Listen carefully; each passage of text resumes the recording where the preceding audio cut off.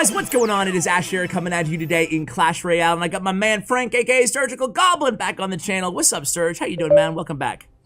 Yo, what's up? I'm doing great. Thank you very much. And how are you, Ash? I'm doing fantastic, man. I woke up early this morning because you told me you have a minor cycle deck that might pique my viewers' interest. And boy, does it, man. It's got the bomb tower in it. So, dude, let me just start out by asking, like, what are your thoughts as a pro player? Team Liquid, right, in 2019 still? Yeah, correct. Okay, so pro player, excited for the news of CRL. I am. I can't wait. Come on, Supercell, give us some info, right? But yeah, still waiting. we got a 20-win challenge coming up, it sounds like. And we have a new meta, obviously, because we don't see this bomb tower. We're not used to seeing bomb tower, barbarians, or lava hound clone.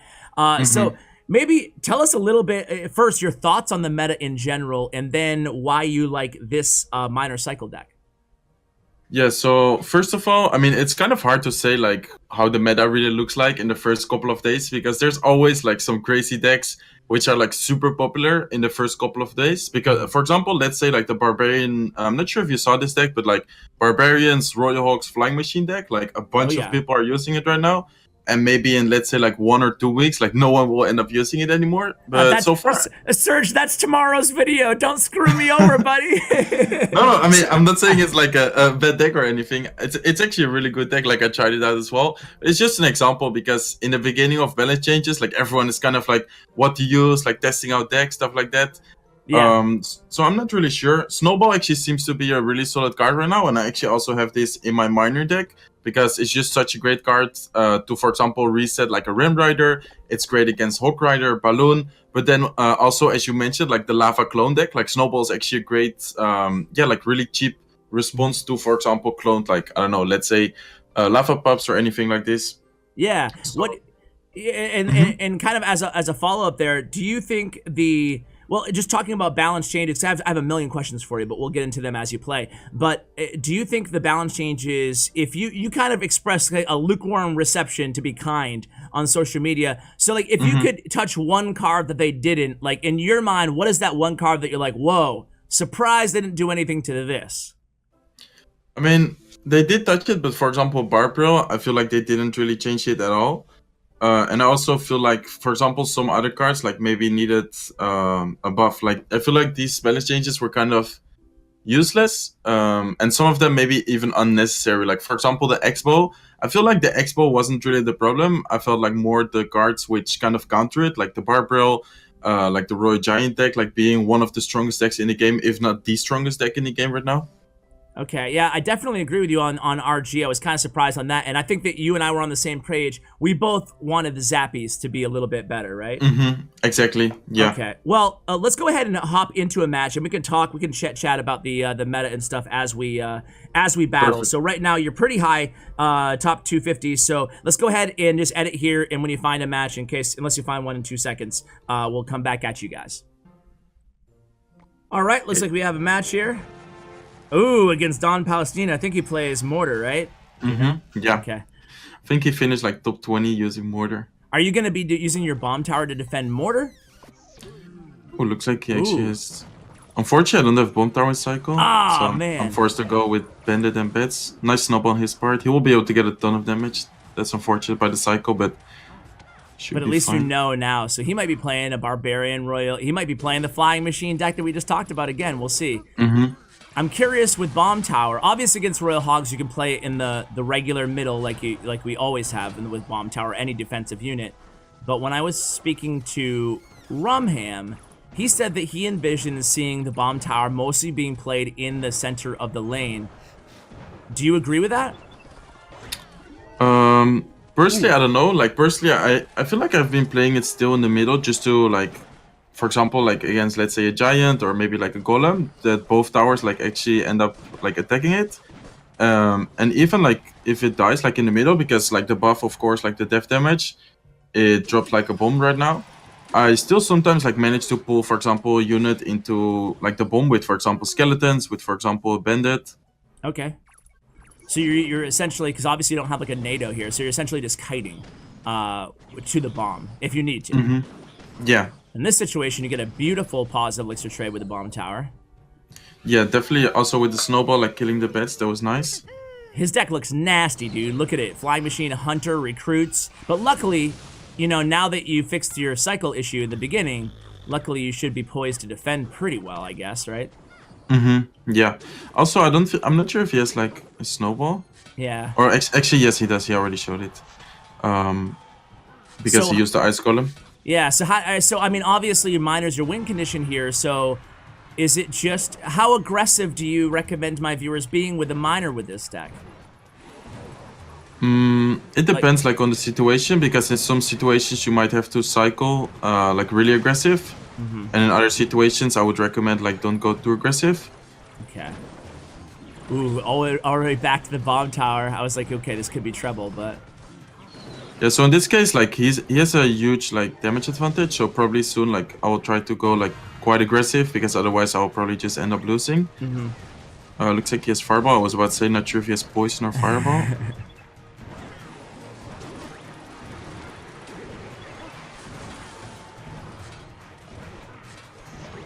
Connecting for a little bit of damage there.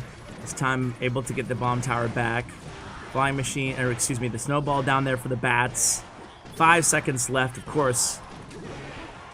You know this dude really wants to just fireball you out here at this point, but you do get a bandit. Did you get a bandit charge? No? No, I actually charged onto the recruit. But that's fine, he wastes his snowball. Flying Machine, man. Yeah. So especially strong. not having... Okay, Right. Good miner. Yeah, beautiful miner. Get a lot of chip damage there and clean up, and he's not able to continue to be super aggressive with that fireball. There he goes. So when an opponent fireballs like that, I mean, do you look at it as a huge green light? Obviously so, right? To go in. Yeah, but I mean, still with minor poison, it's not like he can punish, or like we can punish like really well, but we still should be able to maybe connect here with the musketeer. And Oh yeah! Oh, yeah, snowball for the finished it. win! Wow, dude. Wow, beating one of the best ladder guys out there. Yeah. GG's, man. I'll give you the birthday email. By the way, just a quick PSA. Sorry, Serge. Just a quick PSA, guys. If you won the birthday emo, it should be delivered in the next few days. Sorry for the delay, but Supercell's getting to them as fast as they can. But I hear you guys in the comments. I hear you guys. You'll get them. Anyway, Serge, GG's, man. That was crazy. So yeah, kind of give us a feel free to search for the next match, but tell us in your mind what were the keys to that match. Yeah, so quick recap. I mean, first, like the first push of him, like he went super aggressive with Royal Hogs, which is kind of a strange play, but actually worked out like super well for him because I didn't have Bomb Tower in cycle. I went with like Bats and Bandit, I think, and he went with a Snowball.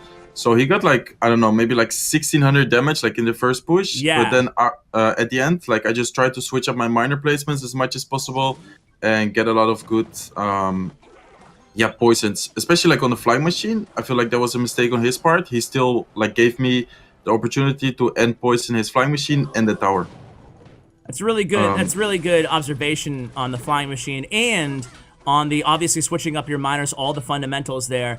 And you know that match was really, really close against an amazing player. But it's a good point too that he got most of his damage on that very first push when he had no answer to, and that's sometimes the luck of the draw in Clash Royale.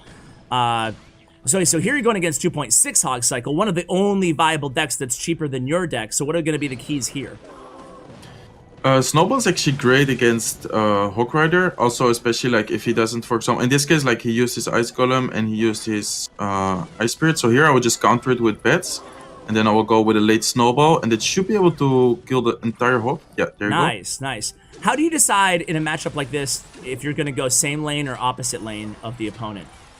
Here I actually decided to go kind of like a counter push with the Bandit and the Bats over here. So I guess here I should be able to go same lane, but I don't think it really matters that much. Okay, but against like a heavier beatdown deck, would you just default to opposite lane? Yeah, usually against beatdown I do go opposite lane because this way like it forces them to spend elixir like in the other lane, and this way like they shouldn't be able to support their beatdown deck or beatdown push, I should say. Yeah, like going into the same lane. Okay, sounds good. So here we go, poison coming down here. Yeah, so I think this will most go like about chip damage and cycling. Looks like he decides to go with his Hawk Rider. Great prediction on his part. Still shouldn't be that much damage. Wow, actually no hit. Wow, nice. With the Snowball and the Skellies. This is kind of an interesting question, and I might be better served. Feel free to say you'll take this one in the in between matches. But I get this question a lot, and I don't even know how to answer sometimes in my comments. But a lot of people ask me, Ash, when you get guests on, ask them how players fix bad cycles. It's kind of an ambiguous, difficult question, and I'm sure it changes a lot on deck. But most of the time, my answer is sometimes it means just not taking an offensive opportunity when you normally would, just so you have the right cards back in hand, or taking a little bit more damage than you would just to make sure your cycle's fixed. Would you add anything to that, or am I correct? Or I will answer that after. Yeah, okay, perfect. Yeah, it's kind of like a more detailed question. So yeah, let's go ahead and focus on this match first. Also, one thing which is kind of annoying, which I noticed with the bomb tower, like if the bomb is there, you actually can't place the bomb tower in that spot. Like the bomb doesn't allow you to put the bomb tower here. So here I was kind of forced to wait quite long until putting my bomb tower for the Hog Rider. That is weird. Okay, maybe that's a glitch, because that doesn't make any sense. You can't put your bomb tower over your bomb. Man, the Snowball plus Bats is really Yeah, Snowball's amazing. actually insane. As I mentioned earlier, great poison here. Also hitting the musky for a bit. Nice. He might prediction look, so I'll actually go with Skellies. Dude, again, I mean, this time he gets a hit, but still, just absolutely insane here with the... Yeah, next time I'll actually go with my bomb tower, because I think that he will actually end up going with a prediction fireball for my bets. Okay. So kind of like predicting the prediction. Okay, nice. He didn't do it that time, but it doesn't matter because he's still no damage. And the fact that the bomb tower is still only 4 makes this a positive. It's still an even trade. Dude, Snowball. Yeah, here, actually I will just go with a poison first and then a miner, because this way I will be able to cycle back to my poison quicker. Since you need to drop 4 cards to be able to cycle back to a card. Dropping the poison first will allow me to cycle back quicker. So right now I'll just drop a bomb tower just to be sure, but it should be a good game. Wow. One more card and then poison. I love that you mentioned that. Something that we rarely talk about, but the order that you play cards like that really playing a big part in the and having success. Obviously, it didn't really probably end up mattering that much in this match, but you always think about that, huh? So you're always going to do the spell before miner in a situation where you know you might need miner. I mean, might need the spell sooner. Yeah, exactly. Especially because right now, like, if he, for example, would fully focus on, let's say, like, defending with, like, I don't know, maybe even, like, Fireball defensive, Ice Spirit, like, Cannon or whatever, I might not get that 1 minor hit. And then, like, I just need, or, like, it forces me to spend 1 more card or, like, drop 1 more card to have that poison in cycle again. Whereas if I first go with a poison and then minor, which I still force him to defend, because if he ignores it, like, it will take the tower. Yeah, no, absolutely. Yeah, just, Makes perfect sense. So I'm going to ask you about the fixing rotation, and we're going to hop into the next match in 1 second. I just want to fix my headphones. Yeah, so about the card, like fixing the card rotation, it's really interesting, and sometimes I don't even like do it like, well, I would do it like on purpose, but not like really like being aware. Maybe it sounds really strange, but yeah, it's almost intuitive to you. Yeah, I mean, I guess it's just like something normal, like out of experience. Like I do it like normal because I know, like, for example, like if you're out of cycle on defense, because I feel like you can be out of cycle like on defense, but also on offense. On defense, because let's say, like, for example, he keeps going with a balloon, but then like you don't have Hunter in cycle.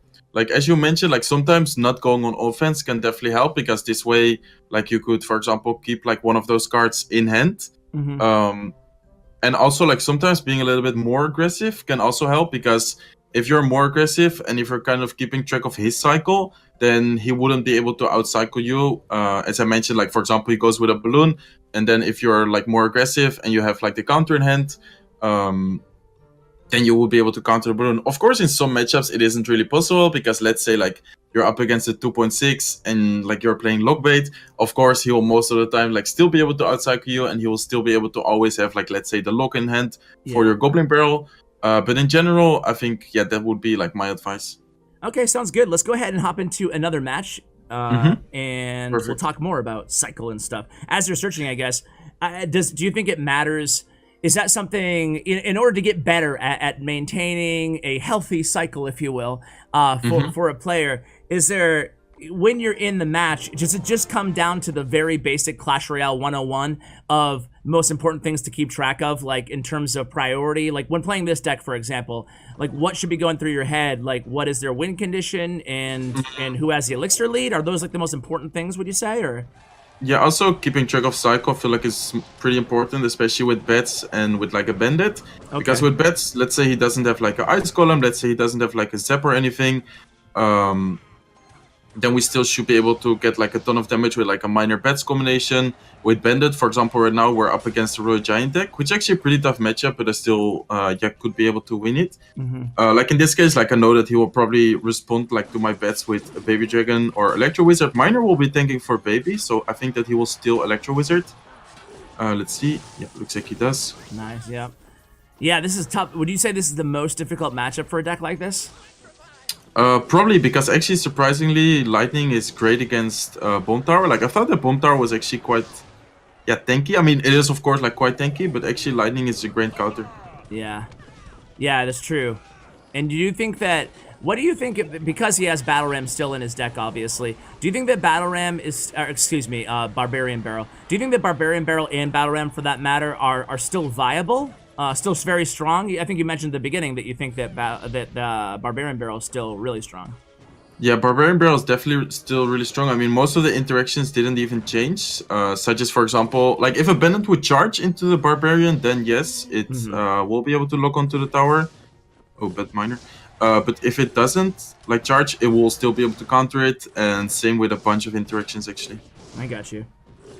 I agree that Bar Barrel is still super strong. Battle Ram, though, I'm still on the fence about. I'm not sure. I'm kind of worried.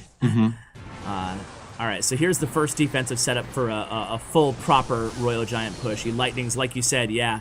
Maybe this would be one of those cases, far be it from me to give suggestions here, but maybe this would be one of those cases where Bomb Tower in the lane might be beneficial against Royal Giant. At least you get the death damage on the balloon. I mean, on the palm. What is my brain at here? It's too early for me.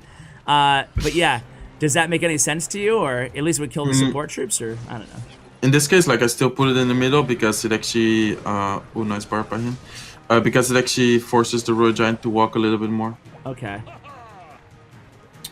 Yeah, I'll actually go with a Muskie and a Bandit to tank. Nice. He might. Yeah, guards. Great poison value again. He's actually giving me really good poison so far.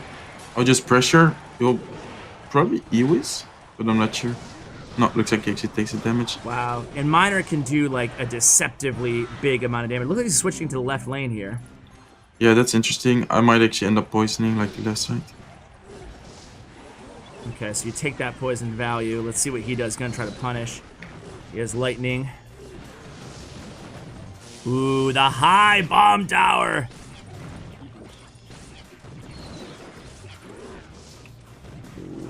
Nice snowball. Bandit cleaning up there. And then back to another muskie. Skeletons. Do you think the say a couple words? Well, let's finish this match first again.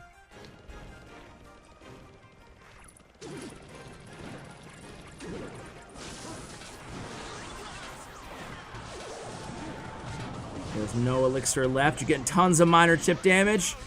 Things are looking good here, Surge.